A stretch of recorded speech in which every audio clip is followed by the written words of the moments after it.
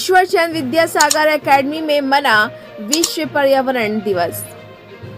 Ishwarchand Vidyasagar academy रोजा road Sasaram के प्रांगण में अकादमी के अध्यक्ष जगदीश नारायण सिंह के नेतृत्व में विश्व पर्यावरण दिवस बड़ी धूमधाम से मनाया गया। इस अवसर पर ईश्वरचंद विद्यासागर एकेडमी मोरसराय रोजा रोड तथा बाल भारती पब्लिक स्कूल के शिक्षक शिक्षिकाएं कर्मचारी वृद्ध नगर के गणमान्य अतिथिगण एवं संपादक वृद्ध अकादमी प्रांगण में उपस्थित थे। चेयरमैन की अध्यक्षता में वृक्ष हमारे मित्र विषय पर एक वैचारिक गोष्ठी आयोजित हुई, जिसमें मुख्य रूप से पर्यावरणविद डॉक्टर राजेश नारायण सिंह, प्रधानाचार्य राजीव रंजन, संयोजक रामलाल सिंह ने अपने अपने विचार प्रस्तुत कर इस दिवस को जीवंत करने का प्रयास किया। ब्यूरो रिपोर्ट, बिहार दर्शन।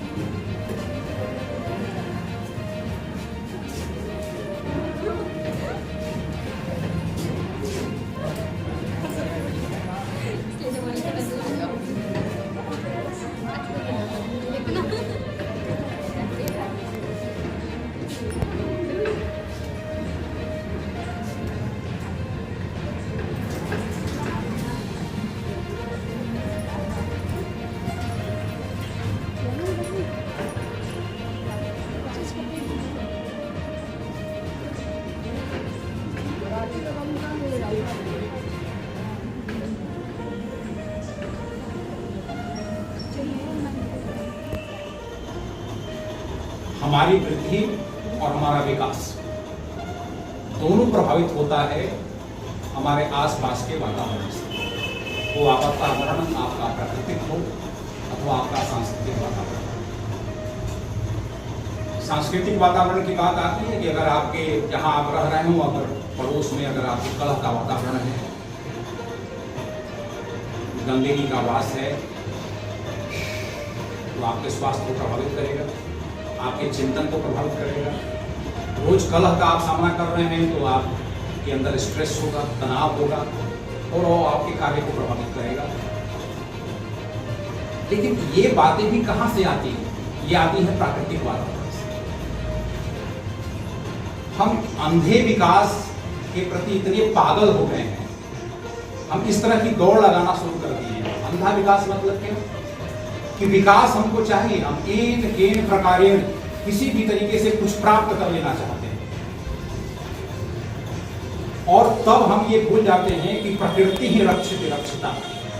प्रकृति उनकी रक्षा करती है जो प्रकृति की रक्षा करती है। हम अपने लोभ की वजह से, अपने लालच की वजह से हमने प्रकृति का इतना ज्यादा दोहन शुरू कर दिया कि जो प्रकृति की स्वतः नियामक क्षमता है वो धीरे धीरे नष्ट हो गई। स्वतः नियामक का मतलब क्या हुआ कि हमारे प्रकृति के अंदर इतनी क्षमता थी कि अगर थोड़ा बहुत नुकसान कहीं से हुआ तो उसकी क्षतिपूर्ति तुरंत प्रकृति अपने आप कर लेती है। जैसे नदी के जल को अगर प्रदूषित किसी ने कर दिया तो एक हद तक नदी स्वयं अपने आप को स्वच्छ कर लेती है। लेकिन हमने क्या किया? प्रदूषण प्रदूषण प्रदूषण प्रदूषण, उसको इतना ज्यादा प्रदूषित कर दिया कि उसकी स्वयं की जो क्षमता थी वो जवाब दे गई और वो पूरी तरह से वो पॉल्यूटेड हो गई, प्रदूषित हो गई। वृक्षों को बेतहाशा हमने काटा। अभी चर्चा की गई औद्योगिकरण की वजह से, शहरीकरण की वजह से, जितना भी नगरीकरण हुआ, हमें आवास बनाने हैं तो जंगलों को साफ कर, उद्योगों की स्थापना कर दी है, जंगलों को हटा दिया। तो परिणाम ये हुआ कि ये सब कंक्रीट के जंगल बन गए, और कंक्रीट का जहां जंगल होगा निश्चित तौर पर वैश्विक तापन की समस्या है, ग्लोबल वार्मिंग जिसको बोलते हैं इंग्लिश में टर्म है ग्लोबल वार्मिंग। और global warming, green house effect, उसी का परिणाम। हरित गृह प्रभाव आप लोगों ने पढ़ाया होगा विद्यार्थियों को, ग्रीन हाउस इफेक्ट।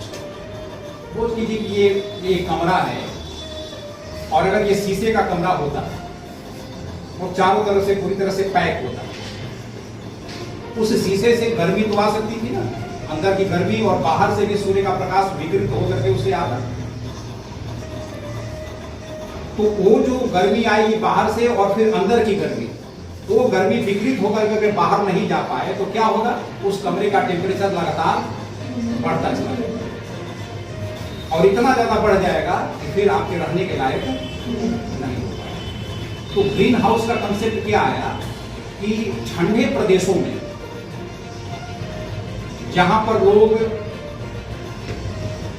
ठंडे के मौसम में इतना शीत प्रदेश, इतनी ज्यादा ठंडक कि वहां मनवापिक सब्जियां नहीं उगा पाते थे, उस तरह की वनस्पतियां नहीं उगा पाते थे, उस तरह के पौधे फूल नहीं विकसित कर पाते थे।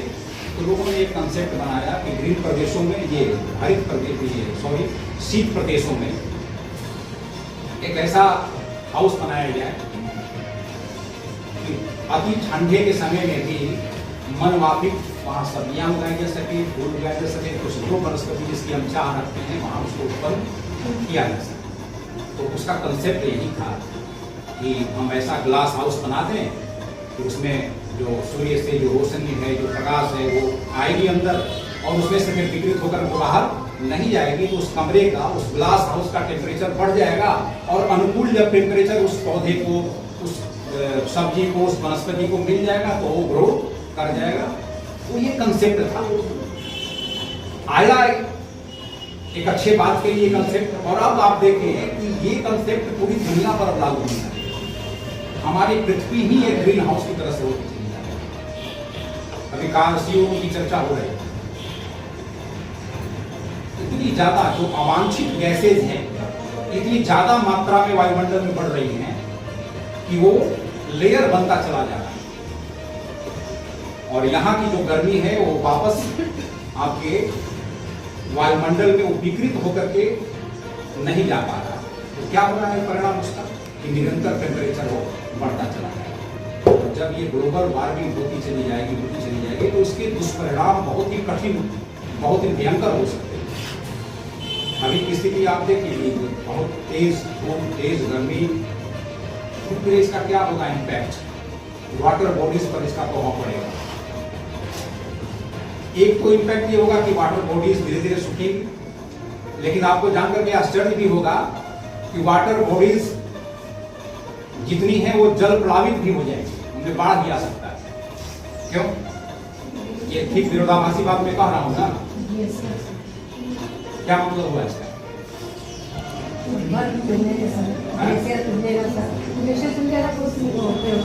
जितने भी रिवर्स हैं उनके सोर्सेज कहाँ हैं?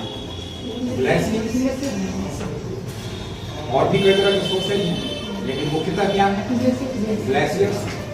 तो ग्लेशियर्स अगर पिघलना शुरू करते हैं तो जितना भी वो जल आएगा उसका हटाव हमारे वाटर बॉडीज, जितने भी महासागर हैं, सागर हैं, तो सबका लेवल क्या होगा? तो उसके किनारे जितने भी नगर, महानगर, बस्तियां, जितने भी सेटलमेंट्स हैं, वो सब धीरे धीरे क्या होंगे? जल प्लावित हो जाएंगे। तो शायद भविष्य में आने वाली पीढ़ियों को इसका भी सामना करना पड़ेगा। इसलिए हम लोगों को जागरूक होने की आवश्यकता है। शिक्षक को स्वयं जागरूक होना पड़ेगा। स्वयं की सजगता से समाज भी प्रभावित होगा। और सजगता का मतलब क्या है कि हमारे अंदर जो